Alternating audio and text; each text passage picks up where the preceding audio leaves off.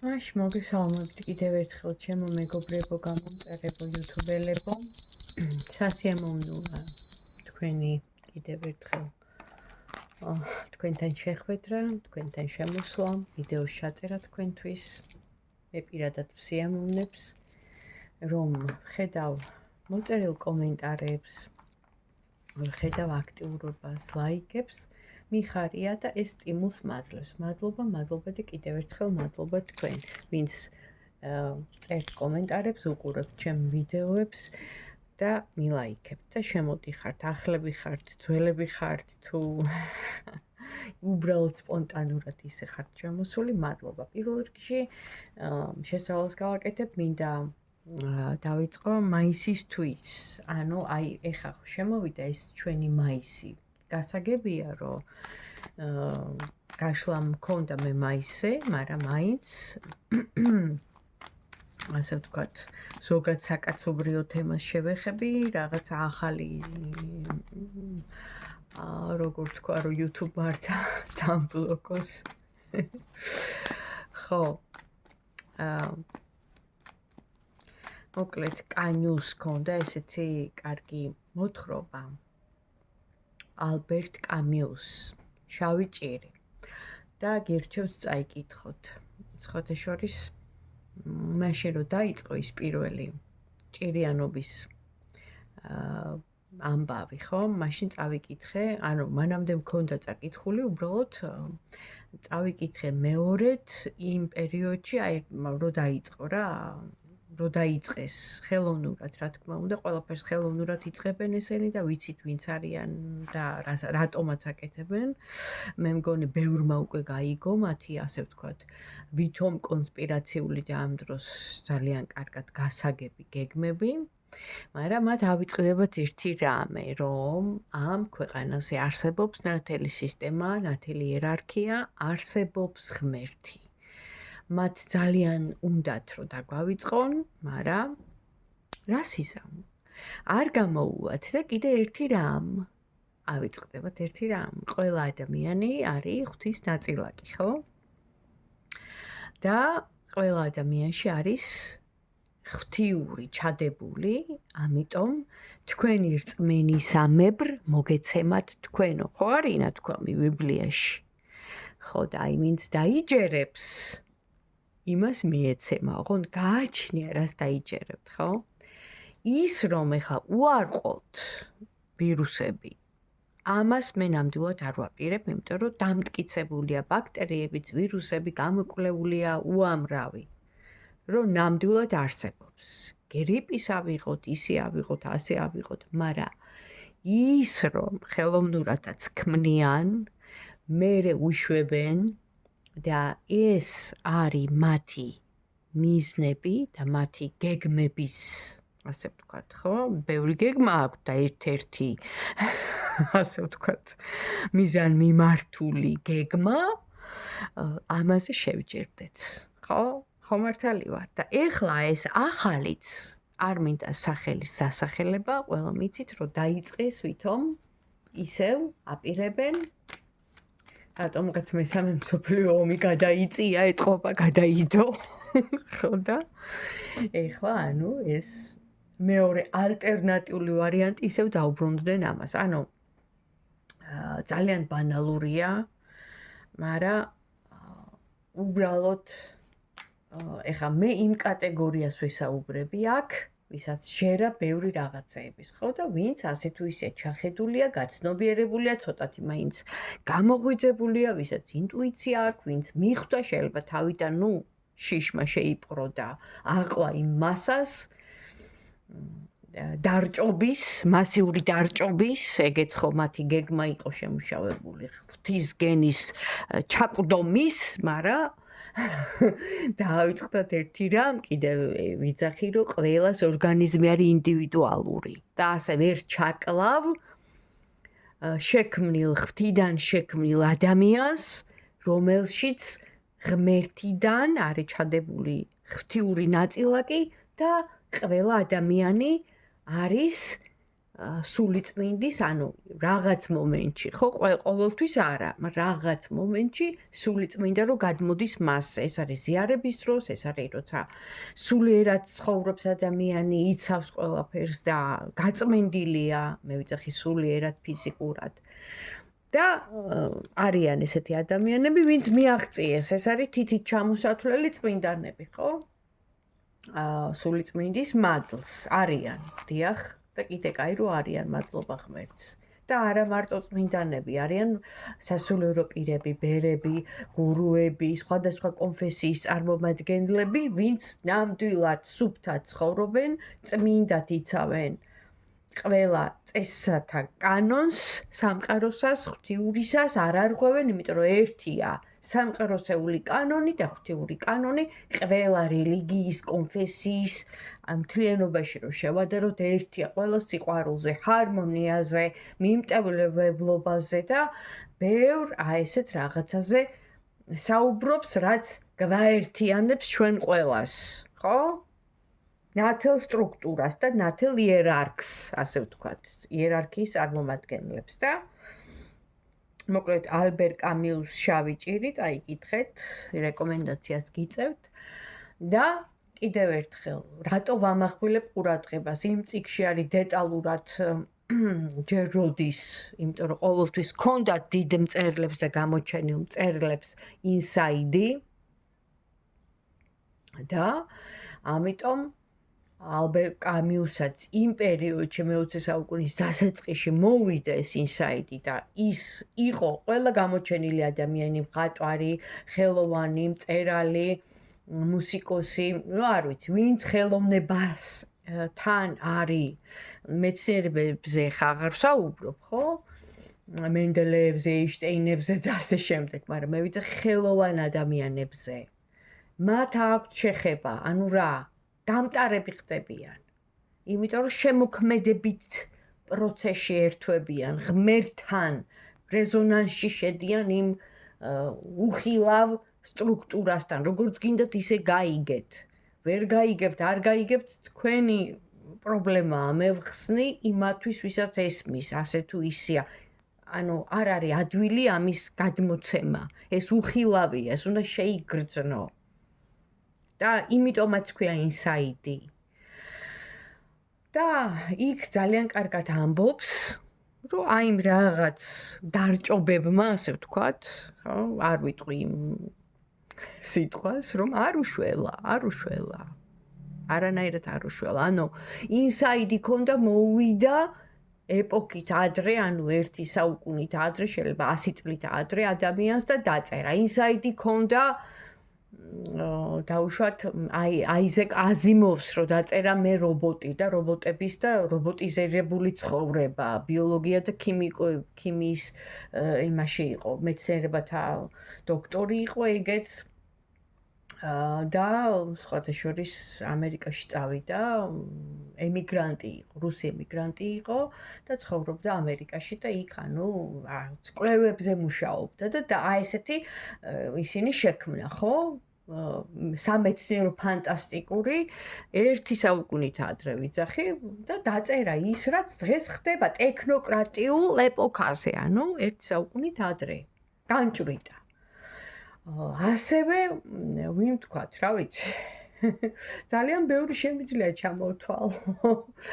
მოკლედ, ამაზე არ არის ახლა საუბარი. საუბარი არის იმაზე, რომ რა თქმა უნდა, არსებობს, არავინ უარყოფს, მაგრამ ეს ყველაფერი არის იმიტომ და ხელოვნურად შექმნილი, მაგრამ ადამიანი, რომელიც არის ღვთიური ქმნილება, ну ყველა არ არის, რა თქმა უნდა, ღვთიური ქმნილება, აგერ ვინც ქმნის და ვინც მაგ სისტემაში ის ღვთისშვილი არ არის, ხო? ვისაც უნდა გაწყვეტა ადამიანების დახოცვა, რაღაც, მოკლედ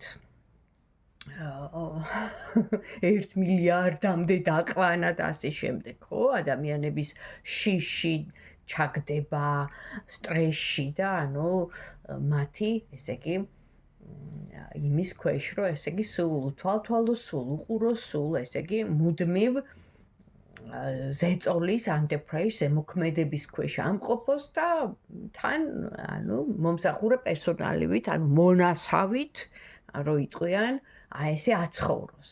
ხო და ეხა ვინ არიან ისინი? ბოროტი არასოდეს, როგორი რაღაცა არის, იცი? ადამიანს თავისუფლებას არ აძლევს, თავისუფლებას აძლევს მხოლოდ ღმერთი. იმიტომ არის თავისუფალი ნება მიცემული, მინიჭებული.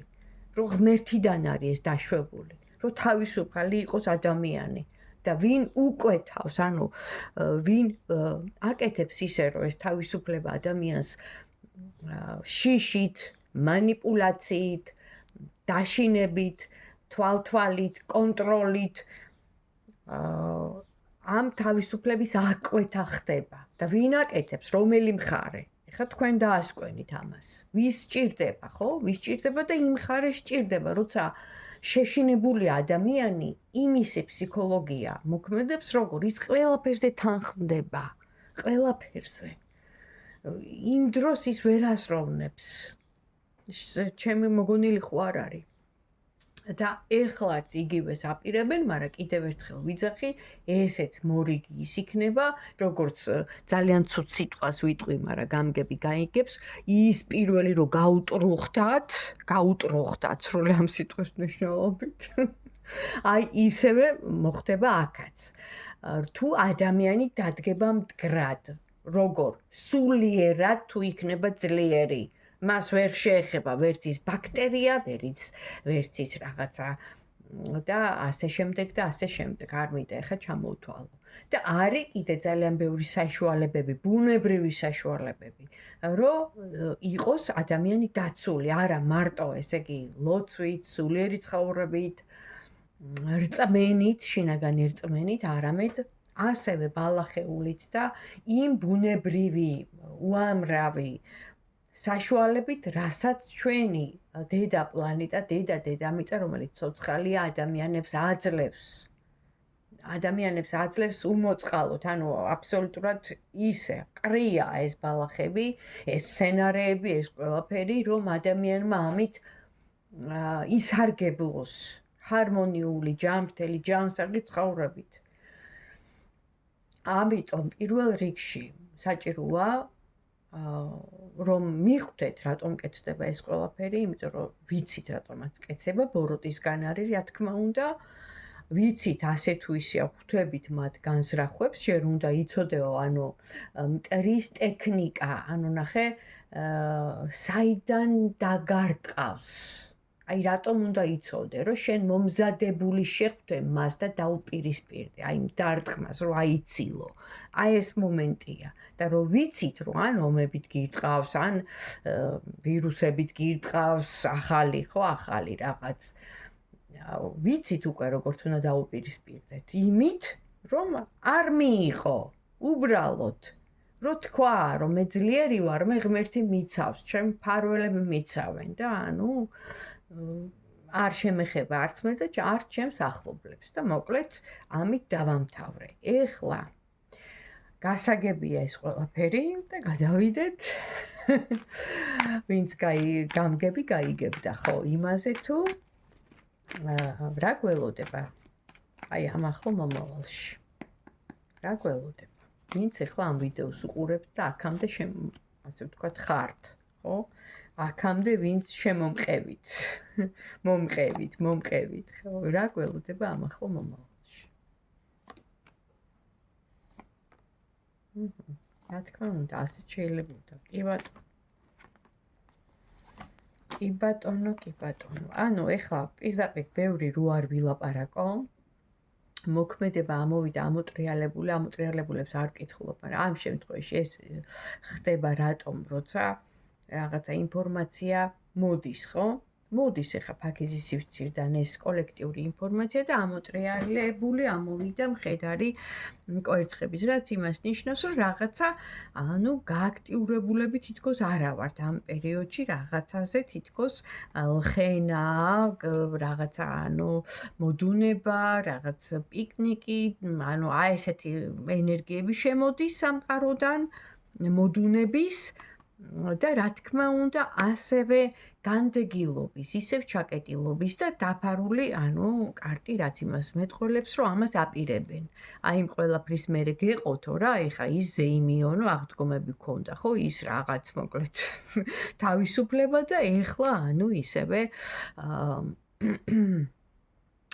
აპირებენ, ასე ვთქვათ, ჩვენს მარწუხებში მოგწევას, რა თქმა უნდა, შიშის ენერგიით, აქ ჩანს პირდაპირი მინიშნება, ვინც აპირებს და რაც აპირებს და რა სისტემას თან გვაქვს, ასე ვთქვათ, შეხება და ადგილი და გვექნება ბრძოლა. ბრძოლა, ეს ხა ზოგადი გაშლაა, რა თქმა უნდა. და აყვებით ემოციებს, იფიქრეთ ინტუიციურად, გადაწყვიტეთ ლოგიკურად, გაანალიზეთ, იმიტომ რომ მართლა გაურკვეველი სიტუაცია იქნება. აი ესეთი ინფორმაცია მოდის, ახლა ბევრს აღარ გავაგრძელებ, მე მგონი ასე თუ ისეა შესავალი დიდი იყო, მომივიდა ცოტა გრძელი და თუ გექნებათ რამე კითხვები მომწერეთ, გიპასუხებთ და დავიწყოთ ახლა ორი დასტა ავიღე, ხო?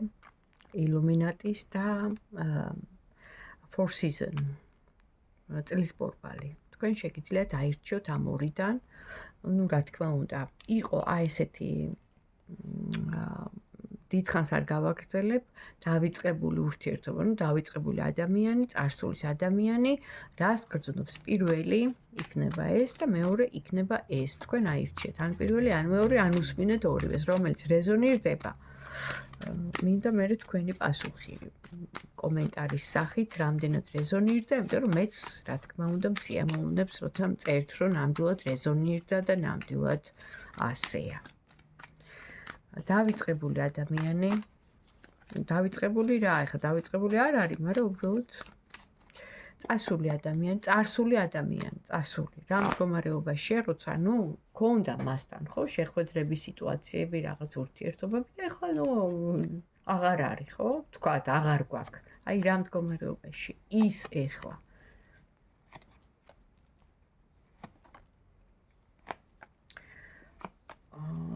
პირდაპირ გეტყვით, რომ ეს ადამიანი მაინც დაინტერესებულია თქვენით, შეიძლება სოციალური ქსელებიდანაც გადევნებთ თვალს, ან უბრალოდ გეძებთ იმ ადგილებში, სადაც დადიოდით იცის და ახსოვს, მაგრამ არანაირი შანსი ამ ადამიანს აღარ აქვს, აქ ოჯახის კარტი ამოდის, ან თვითონ აყავს წყვილი პარტნიორი, ან თქვენ ხართ დაოჯახებული, ხა ამას მნიშვნელობა არ აქვს, იმიტომ რომ წარსულ ადამიანზეა, როგორც ვთხოვეთ, და აქ დიდი სევდა. შეიძლება თქვენი ოჯახის წევრებია და გიყურებთ და შორიდან. სევდა აქ და აქ დამარცხება, რაღაცაერად დამარცხებულად გრძნობს თავს, რომ ალბათ დაშორდით და ალბათ აღარ გაქვთ ურთიერთობა. თუმცა იმედი მაინც აქვს, აი პატარა რომ რაღაცა შეიძლება სადმე გადაგეყაროთ, შეგხვდეთ, ან თუნდაც მოგწეროთ ზოგჯერ, ამაზე ფიქრობს ადამიანი და არის ძალიან აი ესეთ სევდის მომრგვრელ დეპრესიულ მდგომარეობაში, ფაქტიურად ამ ადამიანს თავისი რომც კონდეს ეხლა ამას ოჯახი, ხო, ეხლა რაც ამოდის, ეს არის საჯარო გაშლა, კიდევ ერთხელ ვიძახი, თუ გინდათ პირადი, შეგიძლიათ მომწეროთ, კითხვებითაც შემიძლია, იმიტომ რომ არა აქვს მნიშვნელობა დროს და მანძილს, თავარია სახელი ვიცოდე და ყველა კითხვას, რამდენიც გაქვთ კითხვა, იმის მიხედვით გაგცემთ პასუხს. აი, ნახეთ, ადამიანი ამოდის დაოჯახებული, ან თვითონ არის, ან შეიძლება იყურება თან და თქვენ გყავთ ოჯახი, თუმცა შანსი არ აქვს, უკვე დამთავრებულია ყველაფერი, დარტყმა, გაჩერება, დამთავრება ამოდის. წაგება, კონტაქტი, აი როგორ არის, იცი, აი უნდა და თან არ უნდა, აი სულ გაუგებრობაშია იმ ხრივ, რომ ვერ წყვიტავს, მერყეობს ადამიანი და თვითონ დეპრესიულ მდგომარეობაშია. ფაქტია, რომ ეს ადამიანი დღემდე, აი დურბინტივით რო იტყვია, დადის იმ ადგილებში, ან იყურება, ან გამოწმებთ სოციალურ ქსელებში, უნდა რა თქვენი ნახვა, თუნდაც შორიდან რომ მოკრათ თვალი, უნდა, მას ეს სურს. ნახოთ, აბა თუ ნახავთ სადმე, თუ გადაეყრებით და გადაეკვეთებით ამ ადამიანს, აბა ასე როა მონდომებული. ნუ ეხლა აქ ამოდის რომ ეს იყო კარმიული გაკვეთილი ზემოდან გამოცდა იყო არა მარტო თქვენთვის, არამედ იმისთვის შემთხვევითობა ხო ამ სამყაროში არ არსებობს და რაც ხდება, ანუ ეს არის იმიტომ რომ ესე უნდა მომხდარიყო და ჩვენ რაღაც გაკვეთილებს აქ გავდივართ, ხო, გამოცდებს. აქ ამოდის რომ ნამდვილად ფიქრობს თქვენზე რომანტიული ქალივით ან პატარა გოგოსავით აღიქვავთ, მისთვის ასე ხართ და ძალიან დიდი ვნება აქვს და შეიძლება ითქვას დამოკიდებულება. ანუ ისევ უნდა ის სიტუაციები, რაც მას ჰქონდა. უნდა როგორ, რომ მარტო მას ეკუთვნოდეთ და იმ სიტუაციაში როგორც მას აწყობს, ანუ მე არ ვიცი ხა როგორ ეს არის საჯარო გაშლა, თქვენ ყველას ინდივიდუალური ცხოვრება გაქვთ, ამიტომ ეს ადამიანი არის ნამდვილად უნდა რა, ეხა, რა ვქნა, ამოდის. ტოლვა, ნება ამოდის. კარგით, ეხლა ვნახოთ მეორე აი ესეთი ილუმინატი, ეს არის მეორე პოზიცია. წარსული ადამიანი, მისთანაც ჰქონდათ ურთიერთობა, ეხლა აღარ გაქვთ. და თუ ფიქრობს და თუ ინტერესდება თქვენით, ასეთია რა, მოკლედ ამ ვიდეოსაც ამ სათაურს დავადებ. წარსულის ადამიანი, თუ ინტერესდება თქვენით. დიდი ხნის უკან, ნუ სადღაცა რამოდენიმე თვე, შეიძლება 1 წელიც იყო და წავიდა, გასულია კი. 1, 2, 3, 4, შეიძლება 5 თვეა. არ ვიცი, ხა ზუსტ ვადას ვერ ვიტყვი, იმიტომ რომ არ მაქვს თქვენთან პირდაპირი ან მიმოწერა, ან ვიდეო ლაივი, ეს არის ჩაწერა, ეს არის საჯარო გაშლა, ამიტომ იყო კი თქვენ შორის ურთიერთობა. ნუ წელიწადი მაინც ასე ვთქვათ. აქ 5-ს მაჩვენებენ, რაც ნიშნავს 5 თვეს, შეიძლება 5 თვის უკან, 6 თვის უკან, მაგრამ წავიდა ეს ადამიანი. მაშინ რას ფიქრობს ეს ადამიანი? მიწასულია თქვენზე აიხლა ამ აწყო დროში. რა ფიქრები აქვს ამ ადამიანს, რა გრძნობები აქვს და თვითონ როგორ არის? დაფარული ფიქრები აქვს. ფიქრები ძალიან კარგი აქვს. აქაც ბედის ბორბალი ამოდის, რაც იმას ნიშნავს, რომ კიდევ ერთხელ ამას გვეუბნებიან, რომ ეს იყო გარდაუვალი, ანუ არ დაგწყდეთ გული, თუ არ მოხდა რამე, ნუ კარგი ვიძახი და დაშორდით და რაღაც მოკლედ, ალბათ უნდა გაგიარათ ეს პერიოდი, ხალხო, აი, რა ვიცი, რატომ ეხა ამას, აი, განგებას, ხო, ვერ გაიგებს. ამოუხსნელია, ყველას ეძლევა მისი კარმული გაკვეთილი.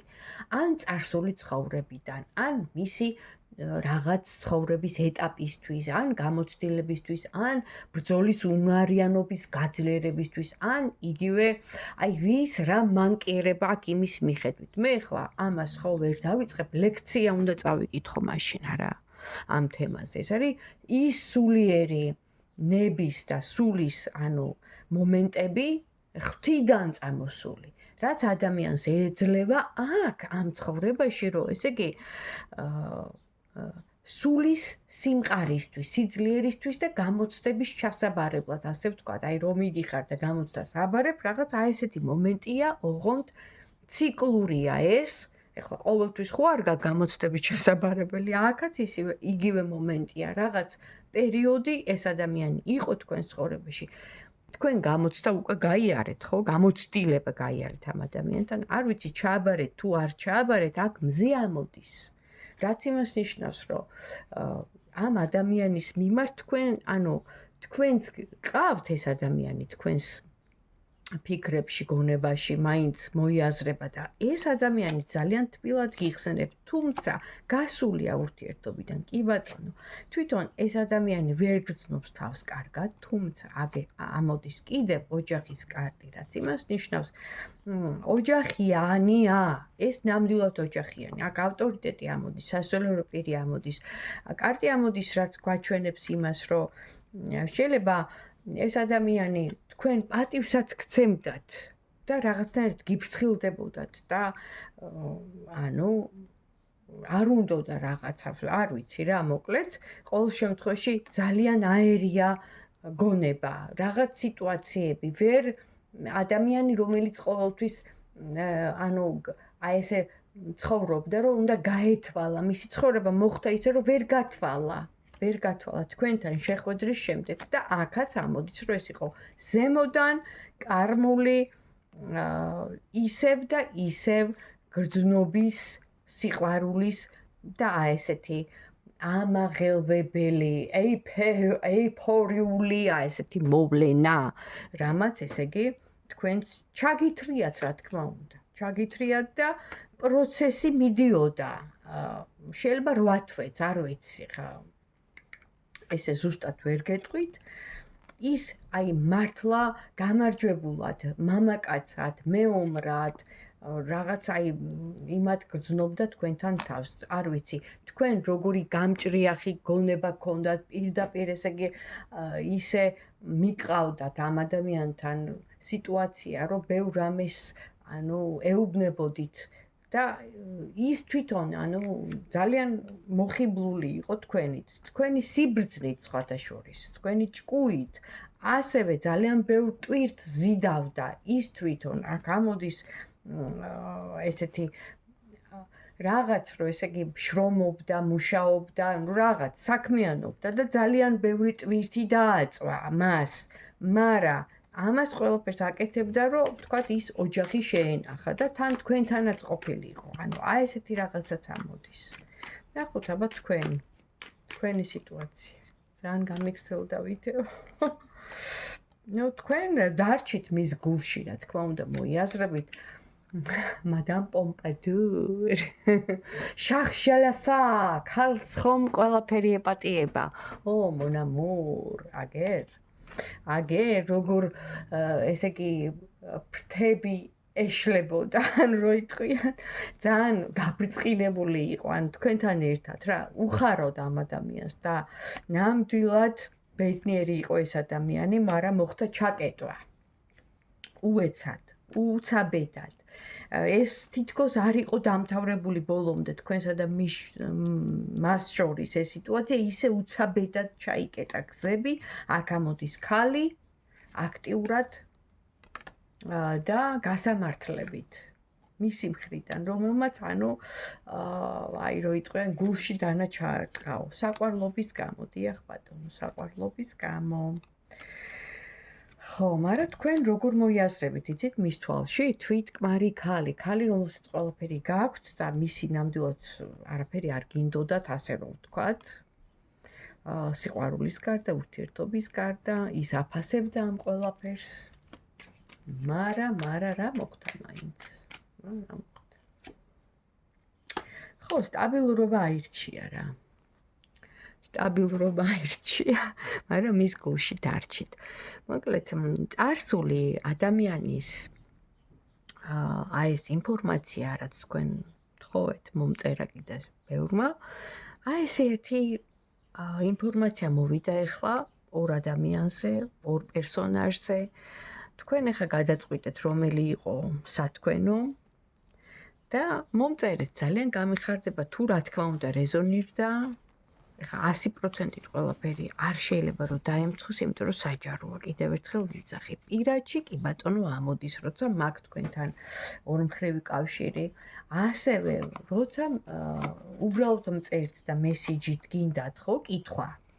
რაღაც კითხვები გაქვთ და არ გინდათ თქვათ ონლაინ და მესიჯით მწერთ კითხვას. აუცილებლად სახელი და ასაკი უნდა ვიცოდეთ თქვენი იმ ადამიანის და მე აუცილებლად გამოდის, ანუ ის სიტუაცია რაც არის რეალურად გამოდის ისეა რასაც პროგნოზირებს აგერ სამყაროს აი ესეთი ინსტრუმენტი ტაროს კარტი აბა თქვენ იცით ახლა ბედნიერ წარმატებულ და გაცნობიერებულ ცხოვრებას გისურვებთ. კარგად დაფიქრდით ყველაფერზე და რაც თავარია, არაფრის არ შეგეშინდეთ. გქონდეთ იმედი და რა თქმა უნდა რწმენა. აბა თქვენ იცით. დროებით